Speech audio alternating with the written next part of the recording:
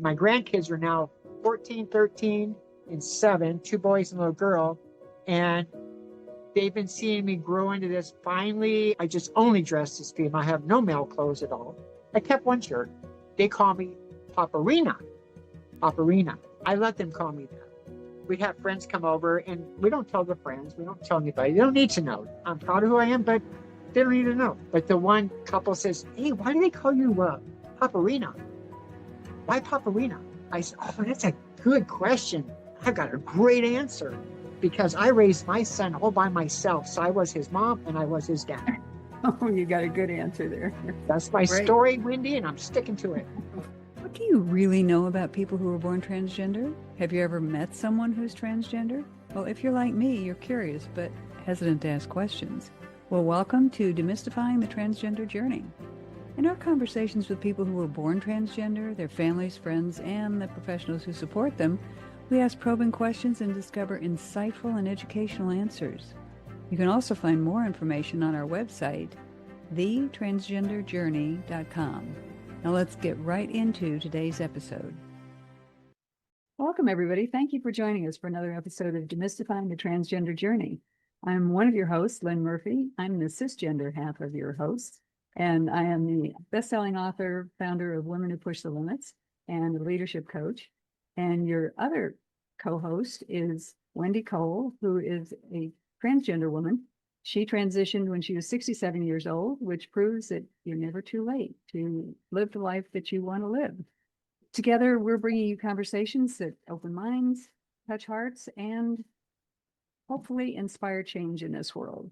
So if you find this educational and find this interesting, please share it out with people you know who want to learn more about the transgender journey, figure out from real people, real stories about what that's all about. Today, we are excited to introduce you to our guest, Danielle Miller. Danielle grew up knowing she was different, but like so many transgender women, it took her years to discover the language, the resources, and the community that would help her live authentically. Her story is one of courage, perseverance, and transformation. From navigating a challenging childhood to raising her son as a single parent and running restaurants and building her own air conditioning HVAC company in Yuma, Arizona. Danielle has shown determination and resilience every step of the way. So when she finally began her transition, she embraced each step of the journey as a celebration. Along the way, she found strength in manifesting the life she wanted and refusing to give up, even when the system made it difficult for her. So today, Danielle lives openly and joyfully as her true self, continuing her successful business and mentoring others who are beginning their own journeys.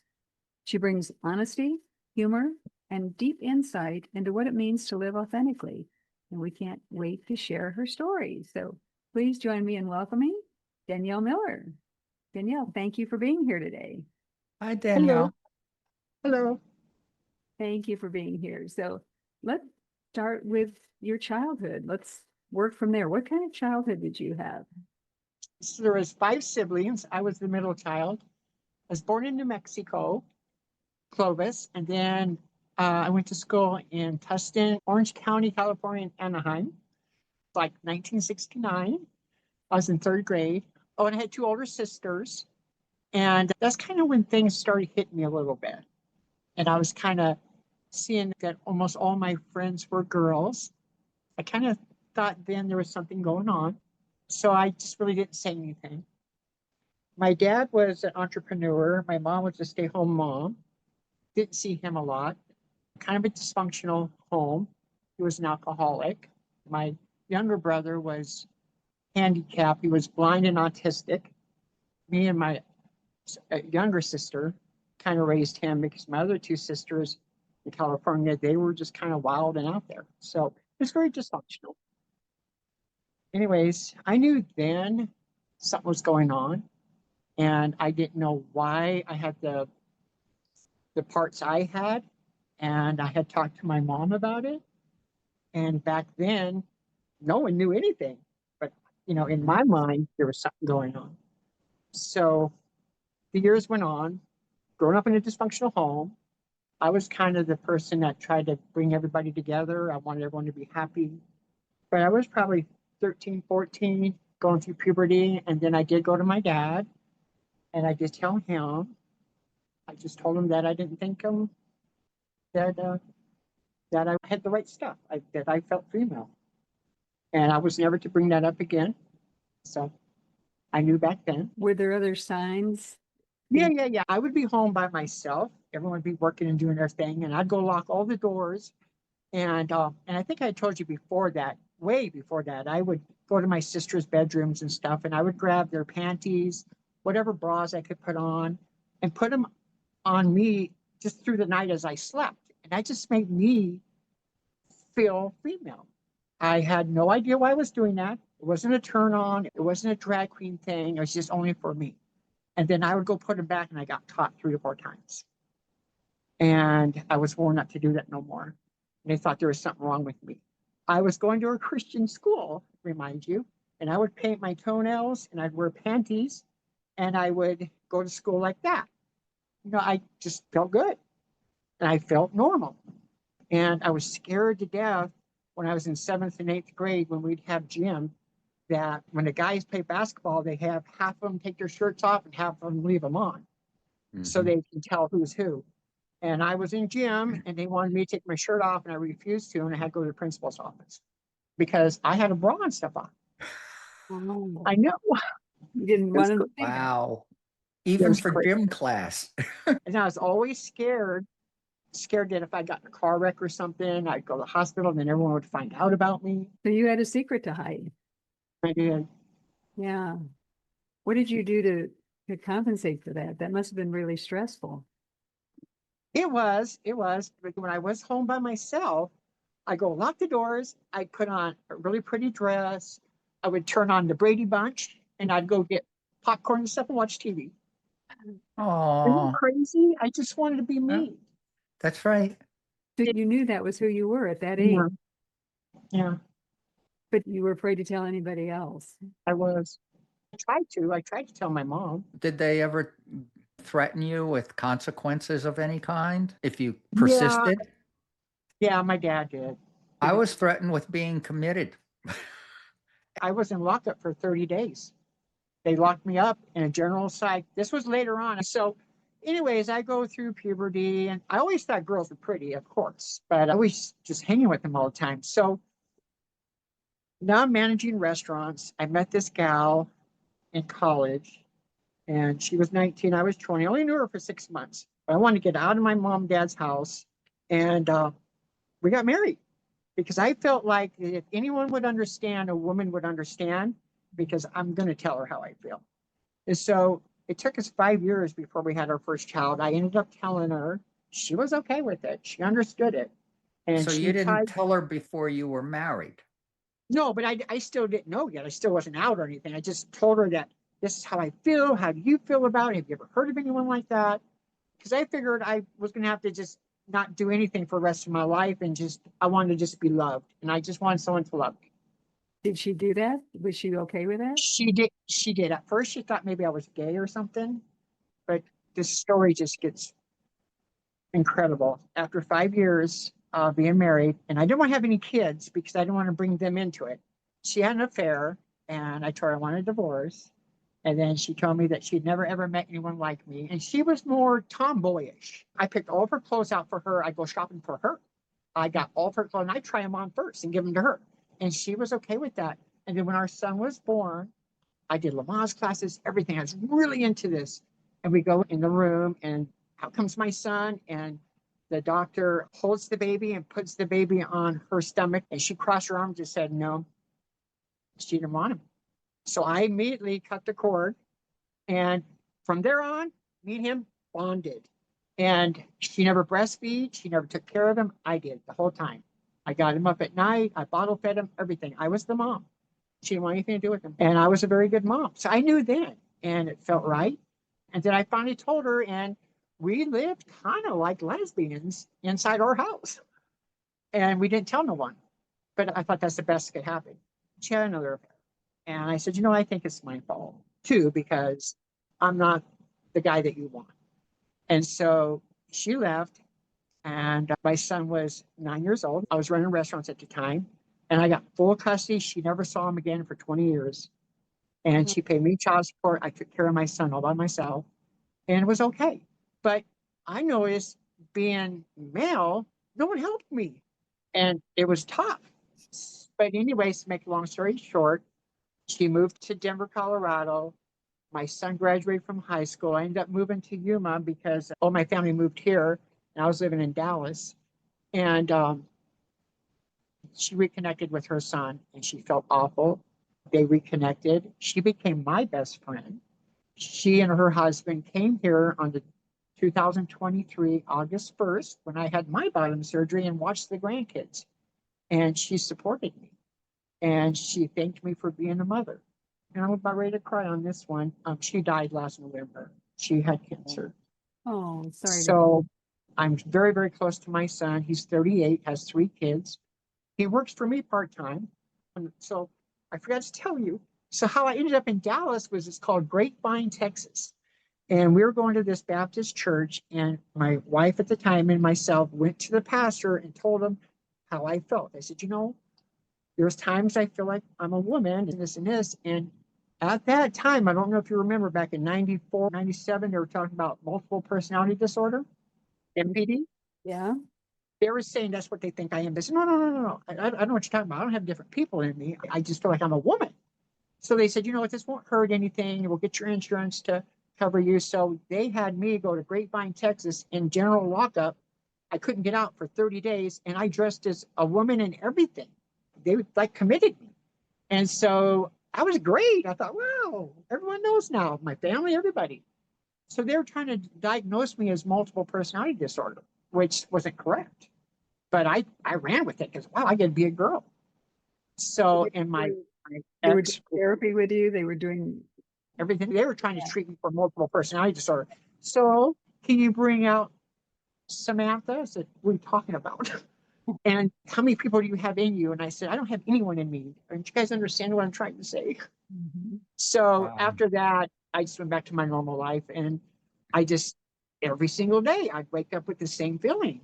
And so got a divorce, moved to Yuma in 99, went to college at 40, got my associate's degree in HVAC, started looking for some business. So I went to the apartment complex and I said, hey, I see that your maintenance is taking care of your air conditioning, but they don't have all their license, and I see outsourcing here every day.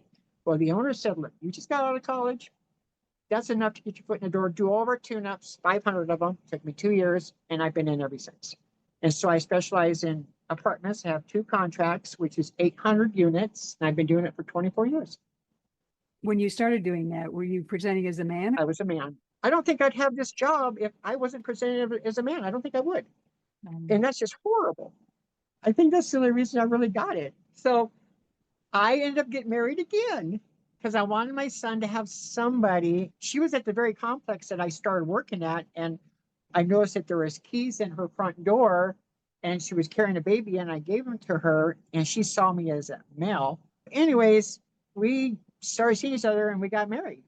And I raised both of her kids. Same thing. I was trying to just get this out of my system again, and that I wanted my son to have someone in his life.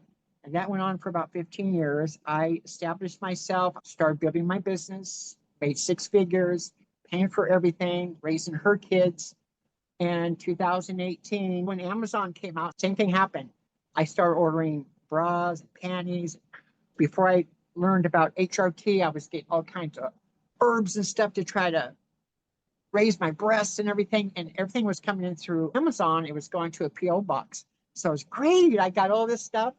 And I'd go home and I forgot to take my laundry with me, and it got mixed up in her clothes. And when I came home at night, she was sitting there with the kids, and she pulled out this bra and these panties, and she said, "Are you having an affair?" She did. You weren't. No, caught she didn't know. with her? She didn't know yet. I was starting to do that again. And You I hadn't told her about it before you got married. no, Okay. because I was going to be straight. Uh-huh. You I thought was you still could going to be straight. will yourself to be straight, right? Yeah. I was trying to still be straight, and that this was just all in my head. But like Wendy says, it never goes away. And I wanted to go away. But she was in the garage. The garage was my space, and I had all my tools and everything in there. And she found these herbs for building breasts and stuff. She said, "What are these?" And so it all came out. And then I told her, and I started shaving myself and stuff down there because I want to be clean and nice and pretty. And she said, "What the hell? What's that?" So I finally told her. And she said she couldn't live that way. And I said, "Okay." And I was really not in love. But we ended up getting a divorce in 2018. And then that's when I got on the internet. And I started seeing different things at YouTube. And it's like, wow. Because Wendy, you didn't know what transgender was. I didn't know what transgender was, you know? I didn't know anything. I looked in the mirror one time when I was like 17. I had all the clothes on. I said, "Man, you are a woman. Hello, Danny. Hello, Danielle." And I was so happy. But one thing led to another, and every little thing was a celebration for me. I found this lady named Anna out of Portland, and she was giving me some voice lessons. Mhm. And that was one of the first things I did. After I graduated from that, I celebrated. Then I got on hormones through a place called Plume. And I had to go through all the loopholes and stuff. And then I had to get letters and this and that, and get my name changed, my birth certificate changed. And every single time was a celebration. I'd go get my girlfriends. We'd go out to Texas Roadhouse and put on our dresses and just couldn't be happier. Were And these one thing, cisgender girlfriends that you had then, or were they transgender? yes, most of my friends are cisgender now. Oh, and so at my work, it's been sold 3 times. And then this husband and wife from San Diego, he saw me in 2007, but I transitioned very slowly. I was wearing unisex stuff and no one really knew. And pretty soon I was developing, and then I just came out because my family was going to report me and make me lose my job, this and that. They're very, very mean. I lost 90% of my family, but I don't know. They're all Trumpers and stuff. Anyways, the owner came, set me down. He says, "Girl, you do such an excellent job. Are you crazy? We love you." And my family told me I was going to lose my job. Your family was threatening you? Was that it? Yeah, they went and told him, say, "Did you know that she's a man and this and that?" And very, very mean, very wow. mean, my family. What did they Um, want to accomplish by that? they were trying to get me to lose everything. They were Yeah. just mad at you? They- Yeah, Was yeah. they- I had to get a restraining order on my sister.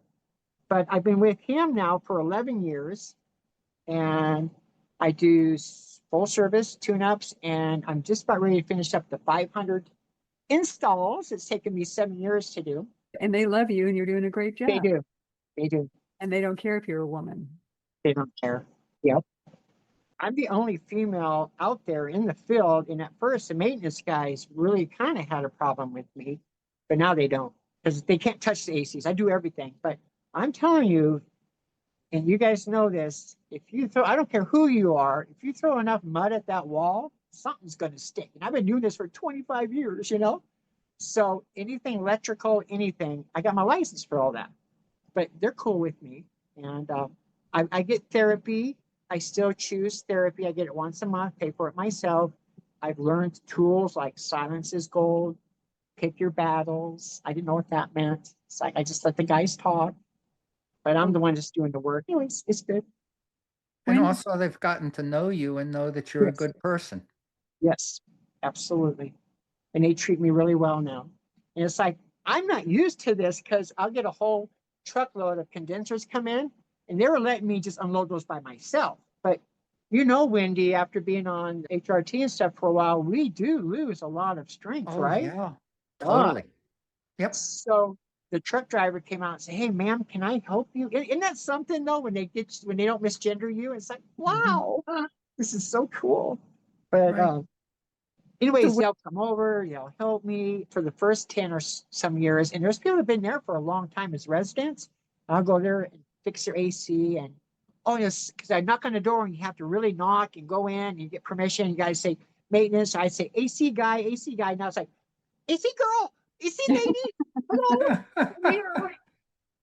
So, and I don't want to say guy. I don't want to say tech. I want to say AC lady. Yeah. Uh-huh. Well, Yeah. have they been there while you were working as a man? Yeah, yeah. Sometimes, most time they're there.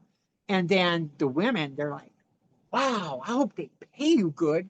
Wow, how'd you do that? Oh my God, aren't you scared of that?" But the guys, though, they'll watch me and they're like, really watching me. And I'm up there wiring stuff sparking and I got 240 volts and stuff. But I had to go to school for all that.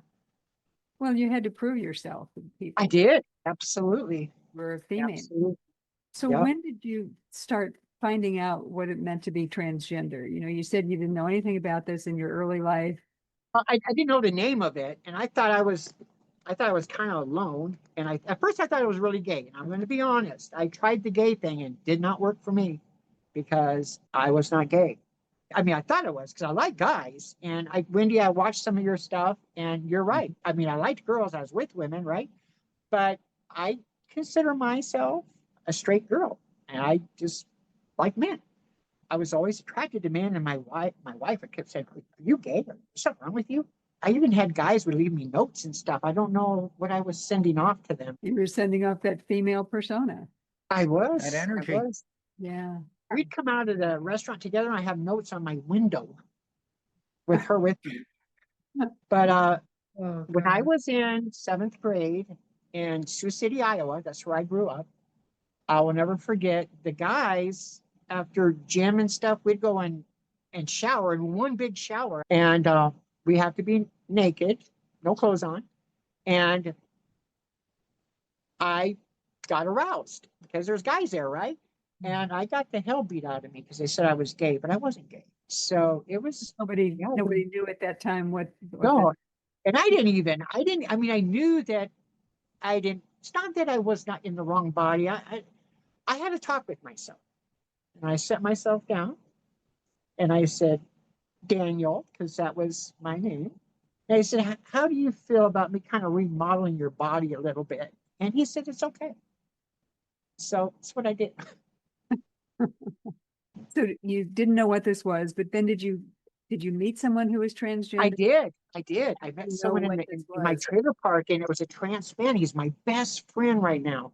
And actually, you guys, in 5 days, I'm going for my last surgery, rhinoplasty. And Oh, he's going to go with me, Dr. Meltzer, Toby Meltzer.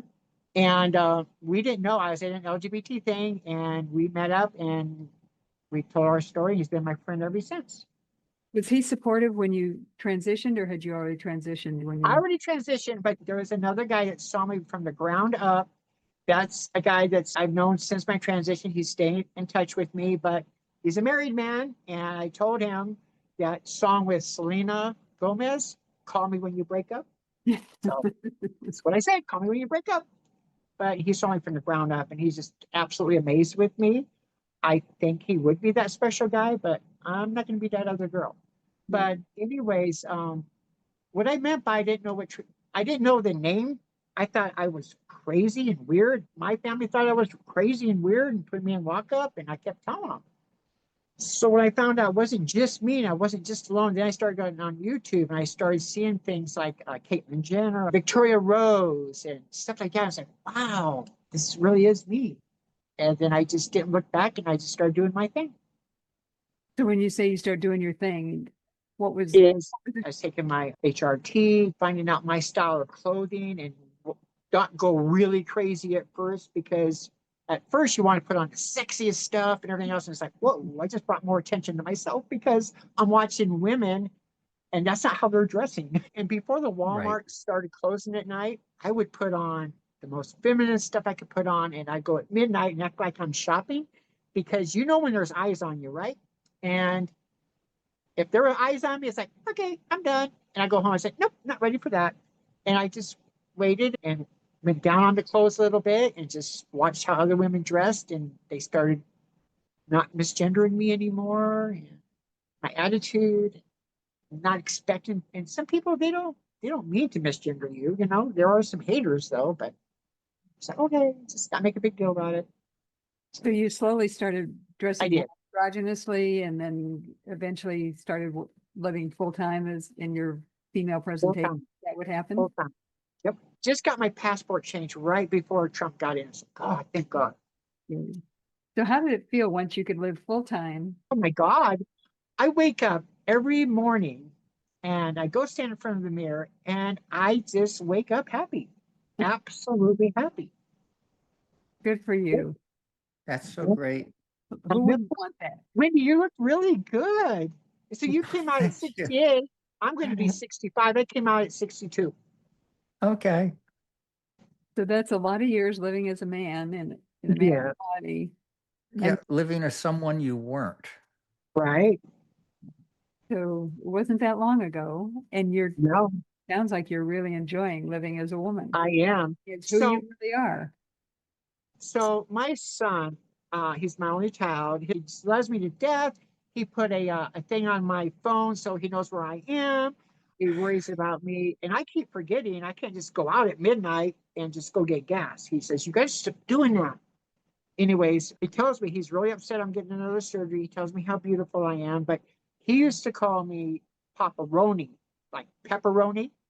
So now, and he'll call me mom. He went to his birth mom's funeral, and the husband came last Christmas and took us all out for dinner. It was a good deal, but he'd call me Paparoni, and my grandkids are now 14, 13, and 7, 2 boys and a little girl, and they've been seeing me grow into this. Finally, I just only dress as female. I have no male clothes at all.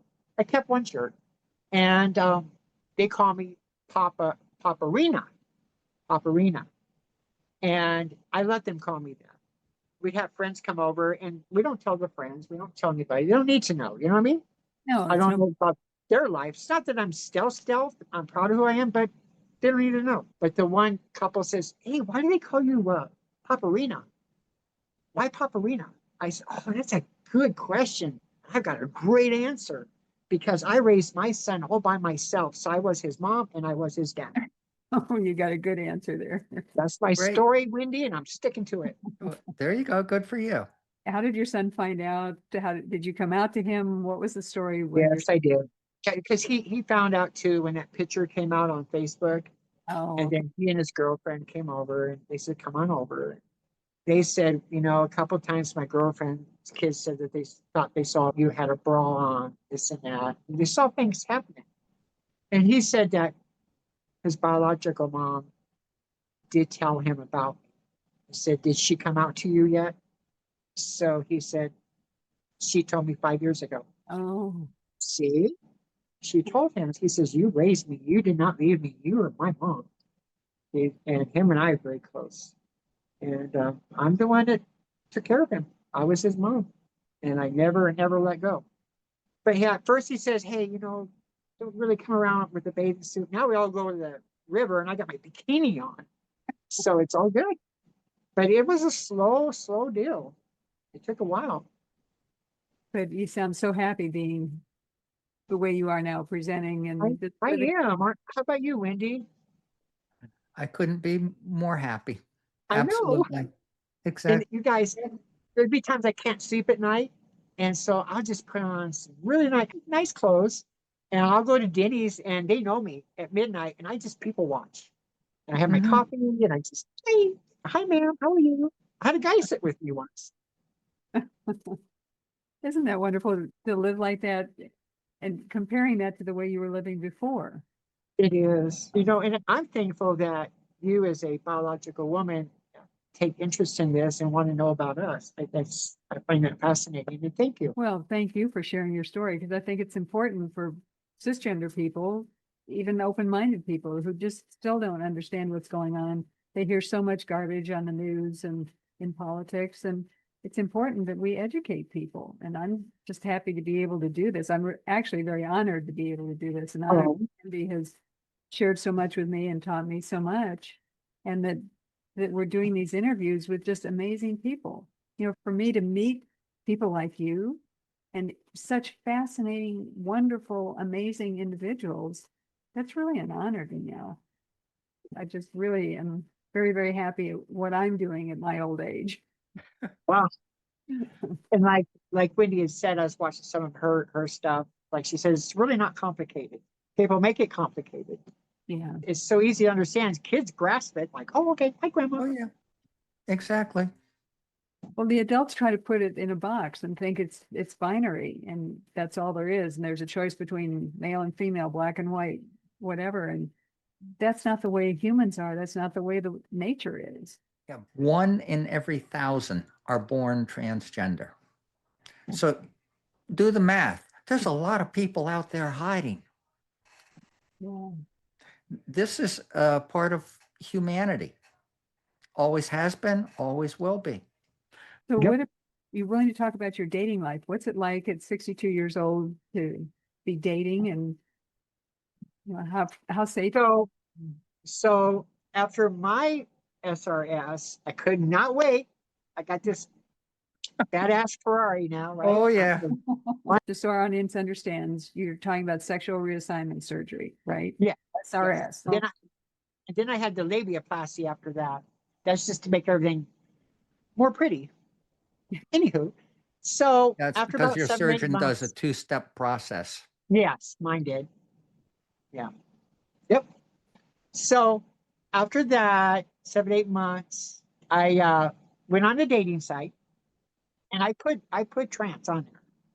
Uh, so all of a sudden these guys don't read your profile. No, guys don't So read. this no, they don't read. So They just look I at the did this. pictures. Yes, they look at the pictures. I get a call at midnight, and I didn't know when you get a call at midnight that means booty call. I didn't know. I think that's what some girls have told me. So, anywho, this guy lives 2 miles from me, and like an idiot, I said, "Okay, well, can I meet you like at Denny's or something?" He said, "No, I won't bite." And so I told him, I said, "Well, did you read?" And he says, "Oh, well, I didn't see that, but you sure look like a woman to me." And he says, "So do you have that one part?" I said, "Yeah." He said, "Then you're a woman to me. Come on over." So I went over there. That was the part he was interested in. Yeah, so I went over there, and it's all I wanted was a one night stand. I've never done a one night stand. But that's all I really wanted. And the guy was pretty cute. So he's my age. So I go over. He's waiting outside, and go into his trailer. I felt comfortable. I had my phone ready to go, and anyways, we sat on the couch, and he looked at me, and one thing led to another, and yep, there it was, my first time, and it was like, whoo, the hell, and then we just sat there. Ended up spending the night with them, and then I went home, and we met like 3, 4 more times. And I thought, okay, well, my Ferrari works good. I don't want just one night stands no more. Bye. Then I got on Facebook dating, and this time I just put female because I feel like if you say that and they do read it, then even if they are attracted to you because they really don't know what it is, I want them to first meet me. And if there's no connection, why tell them? So I went on a Exactly. date. The guy had not a clue. I already had my surgery, so I don't feel like, I just think you'll know when you need to. And it's like, you don't tell me your complete life story. Well, there's something in there I don't know about you, and I may not want to date you because of that. Went on a date, and we went on another date, and then he came over to my place, and we got a little bit frisky. And then I told him, and then I never saw him again. That's normal. And then I got a couple of the guys that do know, and I think they're called chasers, and that's all they want. They love bomb me and everything, but they don't want to take me out or anything. But A lot of them only want pre-op also. yes, Wendy, you're right. I always wondered if they were just closeted bisexuals because most of Yeah, them were very married with families, yeah. God, I'm glad you brought that up. Absolutely. but I was not gay. No, me either. I So know. Yeah. I wanted nothing to do with it. Wow. If I could give you 5, I would. Yes, absolutely. God, I'm glad you brought that up. Isn't that something? Because that's all I wanted to be was a woman. And this one guy said, if I wanted a woman, I go get a woman. Like, what? Oh, God. Ooh. Yep. That's how little understanding there is. And that's why Yeah. we need to do all this education. Because Yeah. between the ears, you were never a man. No, it's not about sex. It's about gender. No, People don't no, understand. not at all. Yeah. But because they have this whole huge thing of sex assigned at birth, which is at best a guess. So what do you do to feel safe or to make sure you're safe? Most of my life being a man, you never really thought about that kind of stuff. But Ooh. now I do because, like, I live in a 55 and over RV park, which people save all their life to do what I'm doing, and I love it. But I made sure I have a gated thing. My son wants me to get a gun for protection, but I've never had a gun. But I leave my light on outside. I walk around my trailer sometimes before I go, I don't know. My son told me I'm not that safe. I need to keep realizing that who I am today. I keep forgetting that sometimes. Well, and it's interesting. We talk to people about how when they're transitioning in their appearance, that they have to learn how to move like a woman, sit like a woman, Yes, those kinds of things. yes, And then what you're saying on top of that, which a lot of them haven't brought out, is you have to think about being safe as a woman. right, absolutely. Like you said, you never thought about that when you were a man because No, you worry about people bothering you. So, no, because I get calls all through the night. I had a call at 1 o'clock in the morning because it was still 92 degrees out and I went and worked on AC. But now I'm a lot more careful. I park my car underneath a light. mhm. I carry my purse with me and I can knock someone out with it probably. When I'm sleeping in bed, a police officer was telling us women, he came to our place and wanted to talk to us women, that I sleep with my remote control next to me because all I gotta do is hit the horn and my car will start beeping. It's right outside my trailer. And hopefully I'd scare somebody off, right? So I never used to think like that. Yeah. Yeah.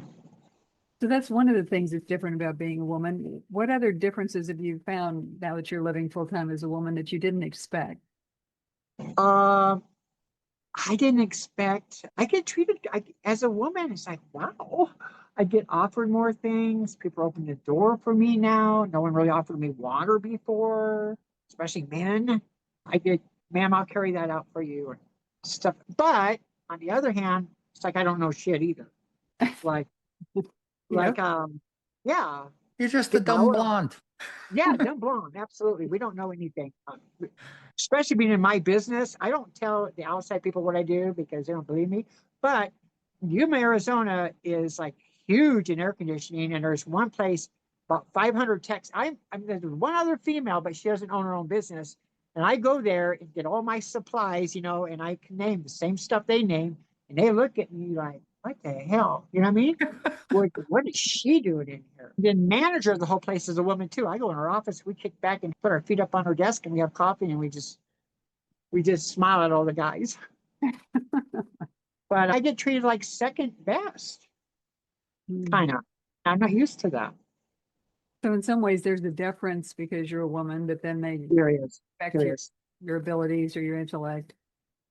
And when I'm out on a date and stuff, first I love to dance, but I was scared to dance because I didn't know how to, I'd always lead and I like to country two-step and stuff. And I was scared to death. And so my girlfriend, she came over to my house and all night long, she showed me how I was going to be the girl and she was going to be the man. I just had a hard time with that. When I want something, I committed to it and I will do it. I went to the Goodwill and found the highest high heel shoes I could find and fit me, about killed myself, and I walked all night long in my trailer, and that taught me how to walk like a girl. It So sure did. do you have a support group or others who are teaching you some of these things you need to know? At first, I didn't, and then I did, and I had two ladies from the spiritual church. Her daughter ended up being a trans man, and she brought me all my clothes over. She'd come every Saturday night. We would have makeup night. Yes, I did. I had 3 people that really supported me, helped me, all cis women. And Yeah. almost all my friends, all the girls at my work, because I still got to go to the office and there's 4 girls and they love me. When I first got my surgery date, I told the assistant manager, I said, you know what? How about if we had a party, cutting off, you know what party? And they drew up a big thing and went downtown and she rented a sports bar and we had that and it was all cowboy theme and my other girlfriend made 2 cakes. They were both penises, one white, one black. We had 75 people come and we had a cutting off dick party. We That did. sounds like a great way to That's how much they supported me. And then the owner of the other complex, I was with them for 20 some years too. They're out of Houston. I have 2 complexes. They flew in and she said, Danielle, we have 2 other friends. These are multi-millionaires. They live in Houston, got all kinds of complexes. And they said, you're in our top 5 people that are closest to us. It's going to make me cry. 2007, they had a hurricane come through Galveston and they sent me down there on an airplane and I put 13 condensers back, stayed in their mansion And they flew here and they said, no, we're good with you. And we knew before there was something going on with you. They said they always knew. Interesting that people did know. Yeah. And I'm sure that there were people who noticed the bra, some of those things, never Yes. said anything. So, Yeah. Danielle, what surprises you the most about your journey? What surprises me, I would say the majority of the people really don't give a shit. There are some haters that I'm actually getting to live my life and people do love me. And I can live like this. And I want other people to know they can do this. They can own their own business. They don't have to go sell themselves for sex, which I never did. Right. And you can really be you. Mhm. And I'm just every day. And I was like, I'm not going to pass this up. Just, I think Wendy reached out to me and I reached out to her and look at us today. I love this. And I just so thankful that you guys are doing this. I just love my life. Well, we appreciate you doing this today. So for our audience, Danielle, what do you wish people would understand more about people who are born transgender? I wish that they would quit calling it a mental illness. I wish that they would just understand some people are born with one leg. Some people are born with not a kidney. I don't know how this happened. I just know this is how I feel, and that what less than 0.5% of people like us that had our surgeries don't regret it. I heard more people regret regular surgeries more than we ever do. That this is Right. real. It's a real thing. It's not a made up thing. People ask me, what is your definition of a female? And there's all kinds of different things that people say, but this is how I look at it. Is let's say that you come to my house right now and you see my coffee cup and it's half a cup of coffee. Some people would say that's half full. Some people would say it's half empty. Supposedly, if you say it's half empty, you're pessimistic. If you say it's half full, you're optimistic. This is here. I'm going to make a point here.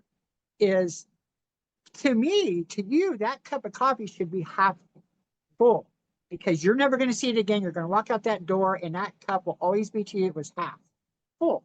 To me, it's half empty. You know why? Because I'm going to drink it. That's all that is. I'm going to drink it. So, in other words, here's what I feel a woman is. If it looks like a duck, walks like a duck, talks like a duck, to that person, you're a duck. I'm a woman. I look like one in every way, live like a woman. I have sex like a woman. I'm a woman. So that's the point. When I walk in Walmart and they see me, I'm a woman because I present it, I socially live it. So however you want to say it. And my understanding, I was getting into it, all of us inside the womb, we're all female, they say. We're all X's. We're all female. At the very beginning, we have nipples and everything. And then here comes the X, and that little Y comes in there, and boom. Oh, damn it. And then drops down, and the ovaries actually turn into the gonads, and there we go. So there you go. So that's my explanation. I'm a woman. Look at me, okay? No doubt about it. You're a woman and I'm a woman. you've always known that. Yeah. People say, oh, it's a choice to be transgender. People are changing their mind and that type of thing. But No, from listening to no, your story, you didn't change your mind anywhere along the line. no, never did. What kind of advice do you have for parents and family members? So my son, his oldest is 14, and I didn't want to say anything, but we knew at the very beginning there was something going on with him. And if you ever saw that show called Jazz, Mhm. he acted just like her and very feminine, but he would take his shirt, and I didn't do that. He put the shirt on to have long hair. He was making bras, everything. At 5 and 6 and 7, his parents thought that maybe he was going to be like transgender, but he just came out that he's gay. And my son went and got him a book. I sat with him. I never encouraged him. I never talked to him about it. Never, never, never. I don't know if it's an inheritance or not, but he came out. My son's like, I love my life. Here's my mom, which was my dad. Now is my mom. My son is like, you know, and he's just great. He went through a bad divorce, but the judge gave him full custody too, because I raised him. And he loves family, and he's got another girl with 2 kids, and he's taking them in. And son came out. He went and bought him a book about being gay. And he says, same thing. He says, when your boyfriend comes here, I'm going to set him down and question him before he takes my son out. Very accepting. So, Calls me every day. He tells me I'm beautiful. He loves me. I'm good to him. And I think he's going to take over my business when I retire. Great. So You've established a family legacy. I did. I did. Some of my family members are coming back. My cousins, I already visit them in Florida, Texas. They're calling me and they said, we don't understand it. We don't get it, but we love you. And you are the same person. You're actually happier. You're easier to get along with. My anxiety has Mhm. dropped out. My dysphoria is just about completely gone. There are still days it's like, oh, I don't know. All this right here. I don't know. But anyways, But every woman has those days. yeah, I think so. what other changes came over you? I think I'm a better person. I really do. I think I'm a better listener. And there's a girl that's 19 that lives at one of the complexes. And I could tell she's like 6'2" and she's early in her transition. And she comes to me. I'm becoming like kind of a mentor. But I think I'm more balanced. I appreciate life more. I appreciate people more. I think I'm a better person because of it. So what do you think your experience of being transgender, what does that tell you about the human race, about being human? I didn't know people were mean. I didn't know that people, wow, a lot of hate. But it helped me understand that not all people are like that. Like I was telling you about getting outed, Wendy. Yes, I will out Mhm. myself too if I need to, but I don't go into places. Hey, by the way, I don't. And they see, We don't and walk anyways, around with a billboard over our heads. no, some people don't like that, and it could be unsafe for us. That's one of the reasons why I wanted to transition too is look the part, be the part, fit in, and just be and okay. You know? and blend into everyday life like Blend anyone into else. everyday life. And just like you said, to this day, though, I still kind of see if people are looking at me, you know what I mean? Or their eyes on me. It's like, ooh, okay. And they don't. They just pass me, like, excuse me, ma'am. They bump into my car. Ooh, sorry. Right. Yeah. That's what And it's like, it's what I right? tell everybody all the time. People are not out looking for trans women. I know. I used to think there was transgender police. There may I be did. in some places, but not obvious. And then I look at women as you, and it's like, God, you guys are so lucky, just so lucky. And I mean that, I don't mean that in a bad way. It's just like, God, this is hard. Well, like you said, there are challenges to being a woman and then Oh, there are challenges man. to being a woman in a man's body. So you picked the path that worked for you. Yeah. You knew who you were. You always Well, and for instance, I just every 6 weeks I go get my Brazilian bikini wax, right? So you better know you look good down there if you get that. So I go to the same lady and she says, girl, you look so good at 64. And and just for me, that's like, wow, another victory. She has no freaking idea. You know what I mean? But I'm saying that because even my son said I take way better care of my hygiene now. It's like, wow, I have a dress on right now. So Well, yeah, but I got didn't my you dress lose a on. lot of weight? Look at how great you look. I know. Danielle, So spectacular. yeah. Well, didn't you lose a So lot of weight after you transitioned? before I transitioned, I was 350 pounds. Wow. Yeah, I was just unhappy, eating all the time. Of course.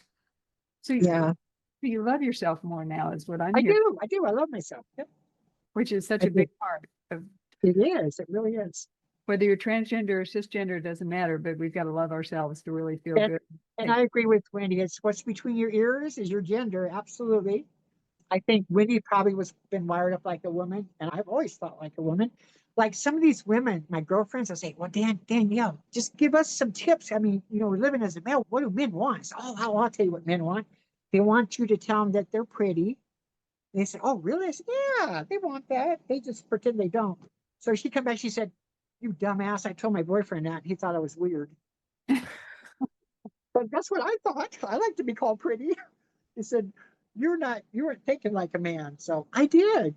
I liked it when they said you had pretty eyes, pretty face, and I still do think men do like that. Well, and it's interesting, you know, from a man's perspective and a woman's perspective, but Yes. Yes. understanding both sides of that. And, what a gift that is in a way, even though you've been through some really difficult things, but what a gift Yes. that is to understand from both those perspectives. I think that makes you special. It does. Yeah. And I think, Wendy, I heard you talk about a gynecologist. That you saw a gynecologist. Was that a victory for you? Was that a kind of a It was a test? Or- first experience, yeah.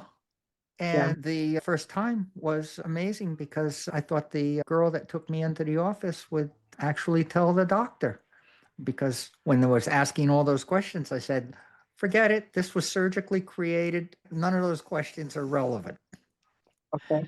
And, but she didn't tell the doctor. The doctor came in to do the exams and pulled out the speculum and looked at me and said, when did you have your hysterectomy?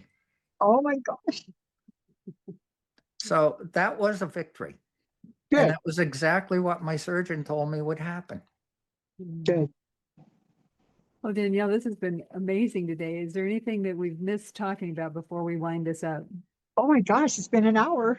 No, We- it's everything. Oh, thank you. We've had a I, great I, time. I don't feel like I hope I did okay. Oh, fabulous. Thank you so much, Thank you. Danielle, for coming Thank on you. and doing this. It's definitely been an honor. Well, let me thank our audience today. For those of you listening and watching to this today, just what an inspiring conversation we've had with Danielle Miller. Her story really reminds us that authenticity takes courage, resilience, and a willingness to keep moving forward, even when you've got obstacles in your life. So Danielle, your journey, living your true self, shows us the power of perseverance and the power of hope. Thank you for sharing this today, for sharing your wisdom, for being so authentic and just getting down to deep conversations with us today. We really appreciate that. And to our listeners, I hope this encourages you to, take some chances with your life and move through your journey and move into what you love and who you really are. So on behalf of my co-host, Wendy Cole, and myself, Lynn Murphy, thank you for being part of this today. Remember to subscribe, share, like this episode. If you subscribe, you'll get notices for our next podcast. And please share this out with people who want to understand, don't understand. We're planting seeds and we're educating people here on demystifying the transgender journey. So until next time, remember, stay curious and stay kind. Thank you for joining us today on this episode of Demystifying the Transgender Journey. Remember to subscribe so you don't miss a single episode of our fascinating interviews. You can also find more information on our website, thetransgenderjourney.com. So until next time, stay curious and stay kind.